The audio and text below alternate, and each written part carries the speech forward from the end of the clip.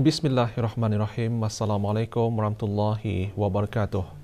Sistem perkhidmatan penjagaan kesihatan kian pesat berkembang dari tahun ke tahun dengan kecenderungan penggunaan IT dan internet. Justru jururawat dan bidan perlu sentiasa mengikut trend teknologi perubatan terkini bagi mencapai harapan klien yang semakin meningkat. Menteri Kesihatan menyeru demikian kemarin semasa melancarkan sambutan Hari Jururawat dan Bidan Antarabangsa bagi Kementerian Kesihatan di Dewan Al-Afiah Kementerian Kesihatan.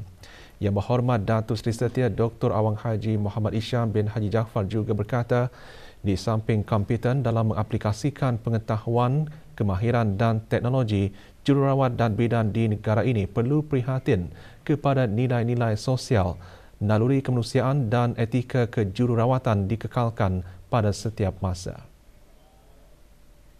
Patient safety di setiap pelaksanaan penjagaan dan perawatan kepada pesakit selaras dengan dasar-dasar yang telah disediakan oleh Kementerian Kesihatan. Mudah-mudahan Jabatan Perkhidmatan Kejururawatan mampu mengorak langkah yang lebih jauh ke arah penyediaan jururawat dan bidan pakar atau advanced practitioners di masa akan datang demi menandingi cabaran kesihatan dan perawatan di masa hadapan. Majlis diselanjutkan dengan sambutan Hari Raya Aidilfitri yang dianjurkan oleh Jabatan Perkhidmatan Kejururawatan Kementerian Kesihatan. Pada tahun ini, tema sambutan Hari Jururawat Kita, Masa Depan Kita sangat bersesuaian bagi menyediakan jururawat dan bidan untuk menangani cabaran kesihatan global yang semakin mencabar. Manakala tema Hari Perbidanan bersama lagi dari bukti kepada realiti, menghargai para bidan dalam melaksanakan pelbagai usaha perawatan dan amalan berasaskan bukti yang berupaya membawakan perubahan bermakna bagi profesion wanita dan keluarga.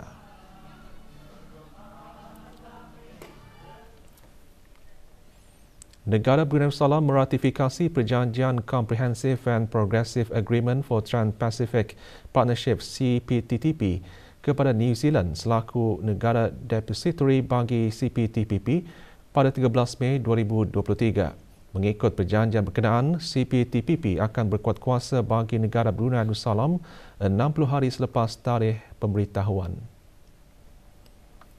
Perjanjian CPTPP telah ditandatangani oleh 11 buah negara terdiri daripada Australia, negara Brunei Darussalam, Kanada, Chile, Jepun, Malaysia, Mexico, New Zealand, Peru, Singapura dan Vietnam pada 18 Mac 2018 di Santiago, Chile. Ia merupakan perjanjian perdagangan bebas bermutu tinggi dengan akses pasaran kepada 600 juta penduduk dan jumlah keseluruhan keluaran dalam negara kasar KDNK yang mencapai lebih kurang 13.5 trilion dolar Amerika. Dengan penghapusan cukai yang tinggi serta peraturan perdagangan yang moden, perjanjian tersebut memastikan perdagangan di antara ahli-ahlinya sentiasa terbuka, dipermudahkan dan saling menguntungkan. Perjanjian membukakan peluang perdagangan ke pasaran-pasaran baharu seperti Kanada dan negara-negara Latin Amerika termasuk Chile, Peru dan Meksiko. Penglibatan dalam perjanjian tersebut juga dijangka meningkatkan daya tarikan negara sebagai sebuah destinasi pelaburan langsung asing.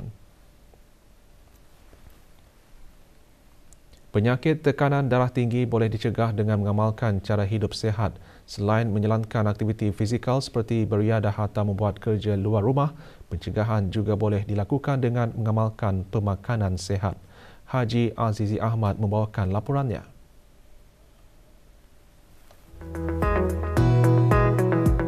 Menurut Kementerian Kesihatan, 4 produk makanan iaitu roti paun, keropok, mi segera dan makanan dalam tin atau paket mengandungi kandungan sodium yang tinggi. Dari aspek pengambilan makanan tinggi garam pula, tabiat menambah garam semasa memasak dan menambah kicap dalam hidangan atau semasa makan merupakan antara tabiat yang tinggi di negara ini. Jadi antara langkah-langkah lain yang dapat dilakukan untuk mengawal pengambilan garam AUDA adalah satu, meningkatkan kesedaran dan pengetahuan diri mengenai sumber-sumber garam dalam makanan harian. Yang kedua, pilih dan guna bahan rendah atau tanpa garam dalam masakan AUDA.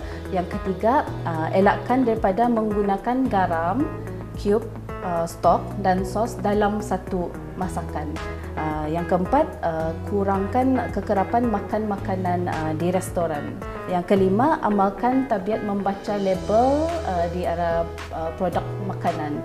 Yang keenam, jadikan tabiat memilih makanan yang tidak berproses dan segar. Yang akhir sekali, yang boleh kami nasihatkan kepada orang ramai ialah hadkan atau elakkan makan makanan snack yang masin seperti keropok. Pengurangan sodium memainkan peranan penting dalam melindungi rakyat daripada beban penyakit-penyakit tidak berjangkit. Mengurangkan pengambilan garam adalah salah satu cara kos efektif dalam meningkatkan kesihatan.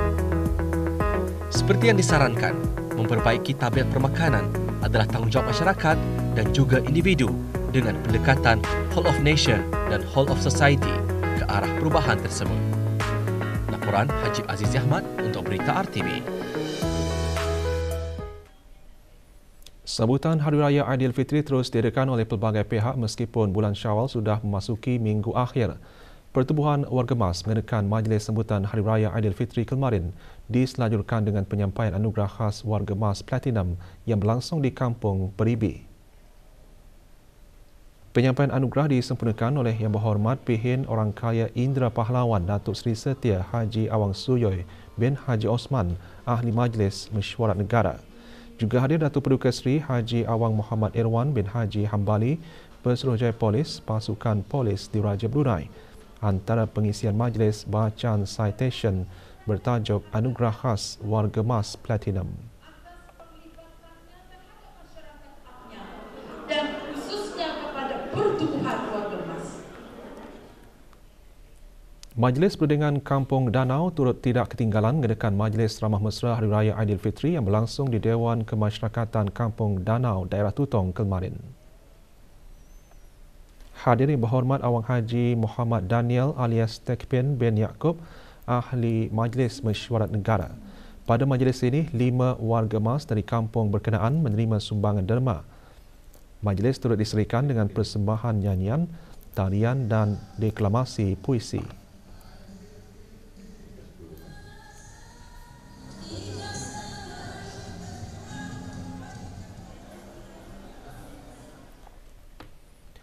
Majlis Ramah Mesra sempena sambutan Hari Raya Aidilfitri juga diadakan oleh Persatuan Saudara-Saudara Baru Daerah Tutong Persatu. Majlis berlangsung di bangunan Persatu di Kampung Lubuk Pulau, Daerah Tutong. Hadir Dr. Haji Muhammad Hadi bin Muhammad Melayong, Pengetua Pusat Sejarah Brunei. Juga diselanjutkan penyampaian hamper kepada warga Mas sebagai penghargaan kerana masih bergiat aktif berdasarkan penglibatan serta sumbangan mereka kepada perkembangan dan aktiviti Persatu. Juga hadir Yang Berhormat Awang Abdul Aziz bin Haji Hamdan, Ahli Majlis Mesyuarat Negara.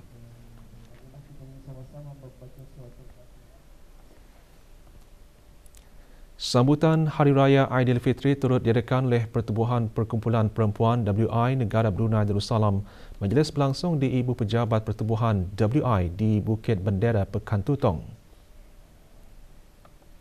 Hadir Datin Hajah Masni binti Haji Muhammad Ali selaku penasihat Pertubuhan Perkumpulan Perempuan WI.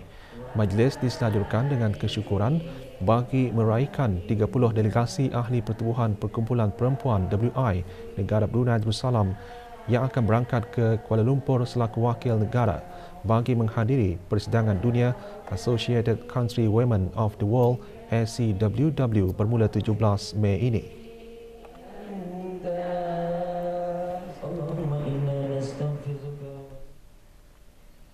Lebih 80 orang menyertai acara Sikal Syawal anjuran Majlis Perundingan Kampung Birau, Kebia dan Luagan Timbaran melalui Biro Sukan dan Riadah. Sambutan diadakan dengan kerjasama Biro Belia dan Belia Wanis sempena sambutan Hari Raya.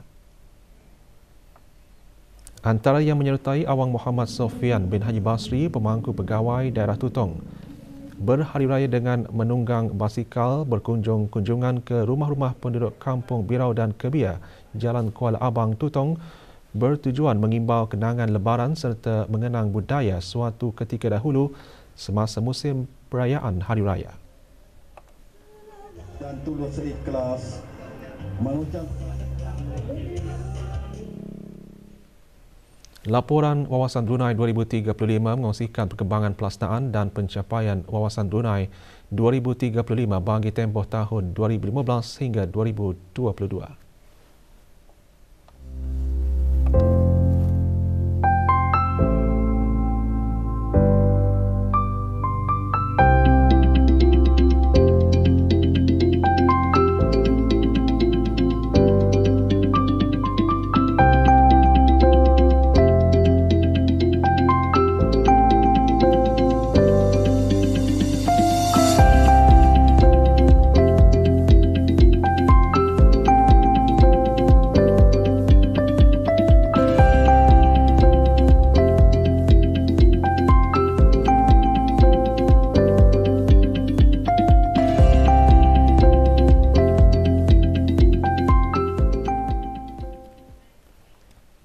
Bersempena penubuhan Masjid Raja Isteri Pengiran Anak Hajah Salihah ke-16 tahun, diadakan pertandingan bacaan ayat-ayat suci Al-Quran secara muratal bagi ahli jawatan kuasa takmir, kumpulan muslimah dan jemaah masjid tersebut yang berumur 50 tahun ke atas. Pertandingan merupakan anjuran jawatan kuasa takmir masjid berkenaan di Kampung Rimba.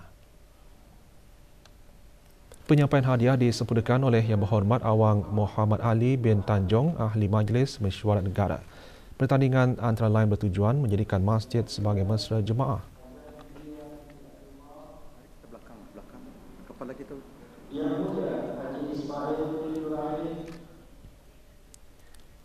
Persatuan Halakah Cinta Al-Quran Negara Brunei Darussalam melalui kumpulan Halakah 8 kawasan Lambak Kiri Brakas mengendalikan Majlis Khatam Al-Quran kali ke-18 sempena sambutan Hari Raya Aidilfitri.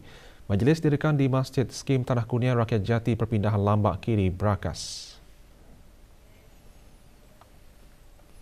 Bacaan surah Al-Fatihah dipimpin oleh Muhammad Mustaqim bin Muhammad dari Persatuan Halakah Al-Quran Kelantan. Diikuti dengan bacaan surah khatam beramai-ramai dikepalai oleh Dayang Hajah Nur Sinah binti Haji Hidup, Ahli Persatuan Halakah Cinta Al-Quran Negara Brunei Darussalam, takhtim dan doa khatam.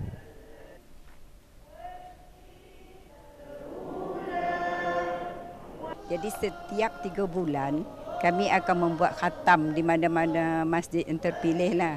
Seperti kalau tiap-tiap bulan itu kami hadkan 1 bulan 10 juz, 2 bulan 20 juz. Jadi 3 bulan 30 juz. Majlis pengundian dan pemilihan calon penghulu mukim Brakas B yang berlangsung selama 2 hari berakhir kemarin. Pengundian dan pemilihan diadakan di Dewan Kemasyarakatan 1 Rancangan Perumahan Negara Lambak Kanan. Hadirin berhormat Awang Haji Daud bin Jihan, Ahli Majlis Mesyuarat Negara. Calon tunggal bagi mengisikan jawatan penghulu mukim Brakas B ialah Haji Said Muhammad Yasin bin Haji Said Anayatullah Shah berusia 40 tahun. Antara peranan penting jawatan penghulu mukim ialah bekerjasama dengan ketua-ketua kampung dalam mukim dan persekitarannya kerana membangun dan memeduli kesejahteraan penduduk.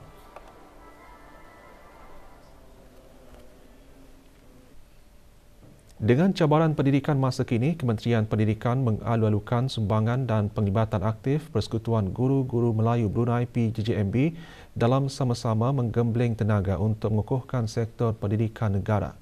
Menurut Setiausaha Pendidikan Teras Kementerian Pendidikan, dengan pengalaman dan latar belakang PGJMB, sumbangan boleh diterjemahkan dalam bentuk sokongan perkembangan profesional guru-guru tempatan melalui kerjasama dengan Kementerian Pendidikan khasnya Akademi Guru dan Kepimpinan Brunei Darussalam dalam rangka program yang sesuai dalam mengukuhkan lagi profesionalisme guru-guru dan memupuk etika perguruan yang elok dihayati dalam perkhidmatan.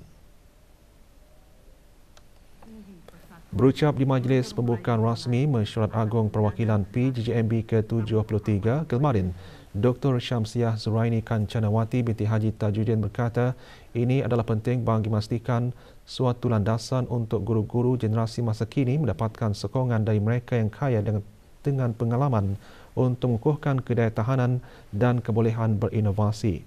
Majlis diselajurkan dengan penyampaian sijil pelajar cemerlang.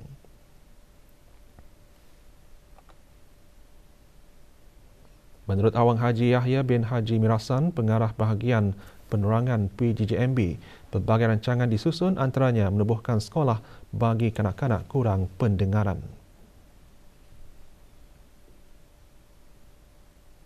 Kita ada merancang ada yang untuk membina rumah-rumah kos rendah. Jadi rumah kos rendah ini sudah siap, nanti memanglah akan di pendapat sumber ekonomi juga untuk disewakan pada ahli-ahli, kepada ahli sendiri yang kurang pendapatan. Jadi ya boleh